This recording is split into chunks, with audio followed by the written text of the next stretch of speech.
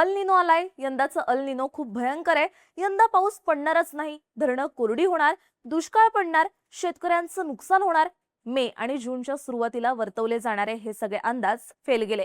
23 जून नंतर महाराष्ट्रासहित देशभरात पावसानं जोरदार हजेरी लावली, ज्यामुळे पावसाची तूट तर भरून निघालीच, पण शेतीवरचं संकटही दूर झालं. खरीपाला लागतो त्या हिशोबानं मुबलक प्रमाणात पाऊस पडलाय, पण असं असतानाच एक धोक्याचा इशाराही दिला जातोय. आतापर्यंत शांत वाटत असलेला अल निनो पॅसिफिक महासागरात मोठं अकराळ विक्राळ रूप धारण करतोय. मे महिन्यात 1 ते 2 डिग्री सेल्सिअसच्या दरम्यान असलेलं पॅसिफिक महासागराचं तापमान काही दिवसातच तब्बल 3.9 डिग्री सेल्सिअस पर्यंत जाणार असल्याचे अंदाज जगभरातल्या हवामान संस्थांनी वर्तवलेत. त्यामुळे शेतकऱ्यांसहित सगळ्यांचंच टेन्शन वाढलंय. एवढंच नाही तर यंदाचा हिवाळाही उन्हाळ्यासारखा तापण्याचे अंदाज वर्तवले जातात. पण जर असं झालं तर त्याचा महाराष्ट्रावर काय परिणाम होणार? सध्या राज्यात पावसाची परिस्थिती काय? पुन्हा एकदा ऍक्टिव्ह झालेल्या अल निनोचा शेतीवर काय परिणाम होणार? आणि या अल निनो संदर्भात हवामान संस्थांनी काय अंदाज वर्तवलेत, जाणून घेऊया या व्हिडिओच्या माध्यमातून. नमस्कार, मी रुचिता आणि तुम्ही बघताय बोलभिडू. बरेच दिवस वाट बघितल्यानंतर 23 जून पासून मान्सून राज्यात दाखल झाला. पेरण्या व्यवस्थित झाल्या, धरणांमध्ये पाण्याचा साठा जमा व्हायला लागल्यानं शहरांच्या पिण्याचा आणि वापरण्याच्या पाण्याचा प्रश्न मिटला.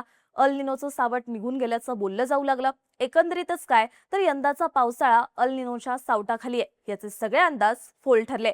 मधल्या काळात पाऊस गायब होणार, दुष्काळ पडणार वगैरे अंदाज बांधले जात होते, पण तेही खोटे ठरले. शेतकऱ्यांनी त्या रब्बी पिकांचंही नियोजन करून ठेवलंय. बरं, आता आकडेवारी बघायची झाली तर जून महिन्यात 165.3 मिलीमीटर पाऊस पडणं अपेक्षित असताना फक्त 99.5 मिलीमीटर एवढाच पाऊस पडला, म्हणजे सरासरीपेक्षा तब्बल 40% तूट. यामुळेच 15 जूनच्या दरम्यान होणाऱ्या पेरण्या लांबणीवर गेल्या. जुलै महिन्यात ही परिस्थिती सुधारली आणि सरासरीपेक्षा जास्त पाऊस पडला, पिकांची परिस्थिती चांगली झाली. पण ऑगस्टमध्ये हीच परिस्थिती बदलायला लागली. पहिल्या आठवड्यात पडलेल्या पावसानं दुसऱ्या आठवड्यापासून राज्यभरात दडी मारली आहे. मधल्या काळात अधूनमधून हलक्या सरी बरसतायत, पण हा पाऊस परतीचा असल्याचं बोललं जात आहे. सध्याच्या घडीला पिकाला लागेल तेवढा पाऊस पडतोय खरा, पण पावसाच्या तुटीमुळे धरणांमधला पाणी साठाही कमी व्हायला लागलाय. गेल्या वर्षी 22 ऑगस्टला राज्यभरातल्या एकूण धरणांमध्ये 80.62% पाणीसाठा होता, पण आता म्हणजेच 22 ऑगस्ट 2026ला ही टक्केवारी 74.48% एवढीच आहे, म्हणजे पाणीसाठ्यात तब्बल 6% तूट आहे. बरं, साठवलेलं पाणी पावसामुळे वाढू शकतं, पण त्यातही 13% तूट पडली, जी अजूनही वाढत जाणार असल्याचं सांगितलं जात आहे.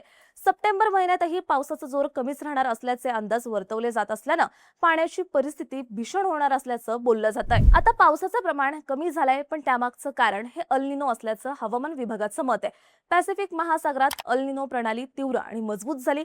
त्याचा परिणाम म्हणून पावसाचे ढग खेचून आणणारा मान्सून ट्रफ मध्य भारतावरून थेट उत्तर हिमालयाच्या पायथ्याशी सरकला असल्याचा अंदाज IMDनं वर्तवलाय. मध्येच ऊन पडणं, उकाडा जाणवणं, मध्येच पाऊस पडणं आणि लगेच ऊन पडणं असं सातत्यानं बदलणारं हवामान सध्या महाराष्ट्रात आहे.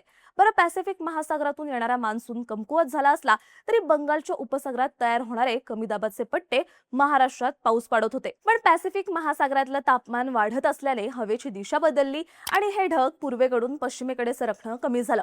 पण हे सगळं होण्यामागे फक्त एकच गोष्ट कारणीभूत आहे, ती म्हणजे पॅसिफिक महासागरात खूप जास्त वेगानं वाढत जाणारा अल निनो. पण खरी अडचण ही नाहीये. सध्याच्या घडीला आपल्याला त्याचा जास्त परिणाम दिसत नसला तरीही हा अल निनो येत्या काही दिवसांमध्येच सगळ्यांचं टेन्शन वाढवणार असल्याचे अंदाज वर्तवले जात आहेत. अमेरिकेची हवामान संस्था नोआ, जागतिक हवामान संघटना म्हणजेच WMO, युनायटेड किंगडमची मेट ऑफिस ही संस्था आणि कोलंबिया विद्यापीठाची international research institute for climate and society या सगळ्या संस्थांनी गेल्या काही दिवसांमध्ये भविष्यात बदलणाऱ्या हवामानाचे रिपोर्ट सादर केलेत. या सगळ्या संस्थांनी एकाच गोष्टीवर एकमत दिलंय, ते म्हणजे पॅसिफिक महासागराचं वाढणारं तापमान. यंदाचं अल निनो सुपर आणि मेगा अशा व्हर्जनमध्ये, या व्हर्जनमध्ये अल निनोच्या प्रभावामुळे पॅसिफिक महासागराचं तापमान 1 ते 2 डिग्री सेल्सिअसच्या मध्ये असतं, जे की सामान्य तापमानापेक्षा खूप जास्त असतं. पण हेच तापमान 2026च्या शेवटाला थेट 3.9 डिग्री सेल्सिअस पर्यंत पोहोचणार आणि 2026-27 हे वर्ष पृथ्वीच्या इतिहासातलं सगळ्यात उष्ण वर्ष ठरणार असा अंदाज या संस्थांनी वर्तवलाय. आता हे वर्ष उष्ण ठरणार म्हणजे काय होणार तर हिवाळ्याच्या दिवसांमध्ये दुपारी दरवर्षीपेक्षा जास्त ऊन आणि रात्रीच्या वेळेला दरवर्षीपेक्षा कमी थंडी बघायला मिळणार आहे. पण हा परिणाम फक्त थंडीपुरता मर्यादित न राहता पुढच्या 2 ऋतूंवरही परिणाम करणार आहे.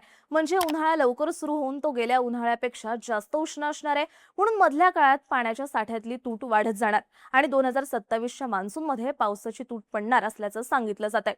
आता हे झालं भारताचं, पण भारत वगळता या अल निनोचा मोठा तोटा जगभरातल्या देशांना होणार आहे. युके मेट ऑफिसच्या अंदाजानुसार इंडोनेशिया, मलेशिया, ऑस्ट्रेलिया, दक्षिण आणि मध्य अमेरिका आणि भारतात दुष्काळ पडू शकतो. तर आफ्रिकन देशांमध्ये वादळी वारे आणि पावसामुळे पूर परिस्थिती तयार होऊ शकते असा अंदाज वर्तवला जातोय. आता हिवाळ्यात अल निनो तीव्र होऊन उष्णता वाढणार म्हणजे त्याचा थेट परिणाम हिवाळ्यात घेतल्या जाणाऱ्या रब्बी पिकांवर होणार आहे.